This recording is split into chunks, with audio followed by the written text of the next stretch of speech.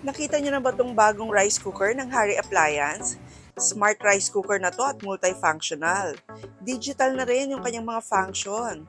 Sa iba, mabibili niyo to ng 6,000 pero sa kanila 2,799 lang. At ang ginusto ko talaga rito, bukod sa normal rice, ang dami mong pwedeng lutuin sa rice cooker na to. Pwede kang mag-soup, pwede kang maglugaw, pwede ang multi-grain, pwede ka ring mag-steam ng mga vegetables at kung ano-ano pa. Very user-friendly rin itong Harry rice cooker. Madali lang siyang gamitin at meron din pala siyang low sugar rice na function. Complete accessories na rin pala pag dineliver siya sa inyo. Meron siyang measuring cup, meron siyang mga ladles para sa soup at para sa rice. At hiwalay din yung kanyang electric cord kaya maiiwasan yung madaling pagkasira. And unlike sa ibang rice cooker eto super non-stick talaga ang kanyang pan.